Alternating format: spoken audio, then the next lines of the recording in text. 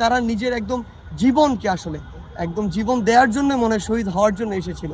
তাদের নামটি স্বীকার করতে হবে, সেটি হচ্ছে আমাদের মাদ্রাসার ভাইরা। আপনি যাত্রাবাড়ির ওই সাইডটি দেখেন, আপনি উত্তরা বিএনএসের ওই সাইডটি দেখেন, কিংবা প্রত্যেকটি বাকি অন্যান্য জায়গাগুলোতে আমাদের মাদ্রাসার ভাইদের কিন্তু স্বতঃস্ফূর্ত এবং ব্যাপক একটি অংশগ্রহণ ছিল।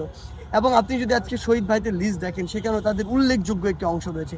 তারা নিজের একদম জীবনকে আসলে একদম জীবন দেওয়ার জন্য মনে হয় শহীদ হওয়ার জন্য এসেছিল, এরকম একটি অবস্থা ছিল। সেই জায়গায় আমি প্রাইভেট বিশ্ববিদ্যালয় বলি, মাদ্রাসার ভাইদের কথা বলি, স্কুল কলেজে ভাই বোনদের কথা বলি, আমরা দেখেছি ছোট্ট 6 বছরে আমাদের ছোট্ট একটি ভাই সে শহীদ হয়েছে, তার জীবন নিয়েছে ওই কিছু সরকারের ফ্যাসিস্ট সরকারের যে বুলেট, সেই বুলেটগুলো জনগণের টাকায় কেনা বুলেট। আমার 6 বছরের বা ক্লাস 6-এ পড়া 3 বছরের একটি বাচ্চাকেও দেখেছি যার বুলেট যাকে বিদ্ধ করেছে এবং সে শহীদ হয়েছে সেই জায়গা থেকে।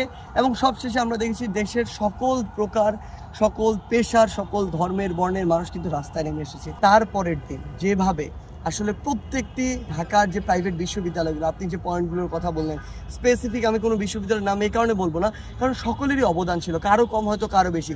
আপনি যদি চিন্তা করেন আমাদের উত্তরার এইদিকে, আমাদের এই বসুন্ধরা, বাড্ডা, রামপুরা এই সাইডটিতে, এই জায়গাটিতে থেকে শুরু করে আমাদের মোহাম্মদপুর কিংবা মিরপুর কিংবা আমাদের যাত্রাবাড়ি এই সাইডগুলোতে যেভাবে প্রাইভেট বিশ্ববিদ্যালয়ের স্টুডেন্টরা ফাইট ব্যাক করেছে, আমি তো বলেছি এটা ইতিহাসের অন্যতম যে কোনো একটি গণঅভ্যুত্থানের সেরা একটি ফাইট ব্যাক হবে।